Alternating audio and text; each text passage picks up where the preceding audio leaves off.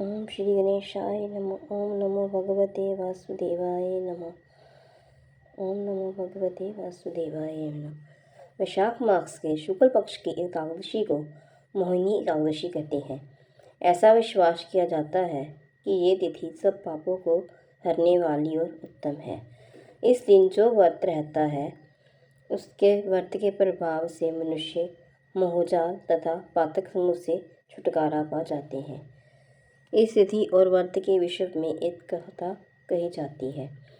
सरस्वती नदी के रमणीय तट भद्रावती नाम की सुंदर नगरी है।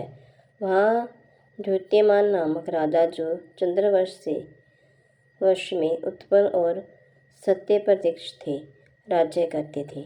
उसी नगर में एक वैश्य रहता था जो धन्य धान्य से परिपूर्ण समृद्धिशाली था।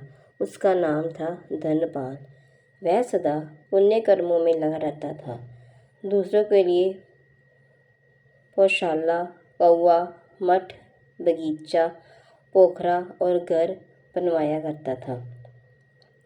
भगवान विष्णु की भक्ति में उसका हार्दिक अनुराग था।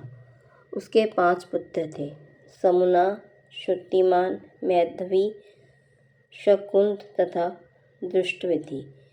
दुष्टविधि 5वां था। वह सदा बड़े बड़े पापों में संलग्न रहता था।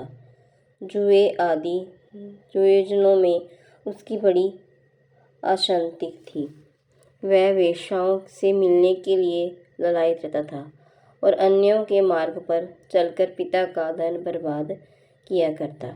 एक दिन उसके पिता ने तंग आकर उसे घर से निकाल दिया और वह दर दर भटकने लगा।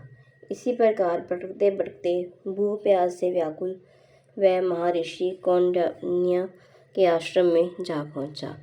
शौक के भार से पीड़ित वहाँ मुनिवर कौंडिन्य के पास गया और हाथ जोड़कर बोला, ब्राह्मण श्रेष्ठ, मुझे पर कृपा करके कोई ऐसा व्रत बताइए जिसके पुण्य के प्रभाव से मेरी मुक्ति हो।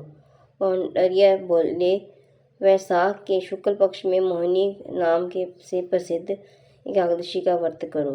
मोहिनी को उपवास करने पर प्राणियों के अनेक जन्मों के किए हुए मरु पर्वत जैसे महापाप विनष्ट हो जाते हैं।